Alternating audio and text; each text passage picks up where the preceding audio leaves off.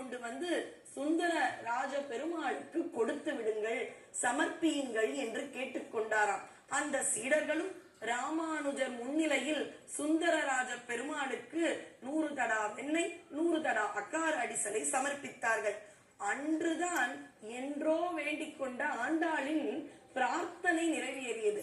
அவ்வா, இந்த பிரார்த்தனையை நிறைவேற்றாமல் நான் அரங்கனோடு கலந்து விட்டேனே என்று மனம் பதைக்க நின்ற ஆண்டாள், எனக்காக சகோதரன் போல நான் விட்டு சென்ற கடமையை இந்த ராமானுஜன் செய்து விட்டானே என்று ராமானுஜர் பால் கொண்டுள்ள அன்பால் தன் வேண்டுதல் நிறைவேற்றம் செய்யப்பட்ட அந்த நிம்மதியால் இந்த ஒரு தலத்தில் மட்டும் அப்பாடா என்று அமர்ந்த கோலத்தில் இருக்கின்றாள் ஆண்டாள்.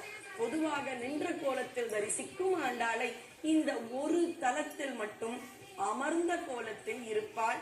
அதனால்தான் பெரும்பூதூர் மாமுனிக்கு பின்னானாள் வாழியே என்று சொல்கிறார்கள். காலத்தால் ராமானுஜர் பக்தியில் புரட்சி செய்தவர், ஆண்டாள் காலத்தில் பின்பு வந்தவர். ஆனால் பெரும்பூதூர்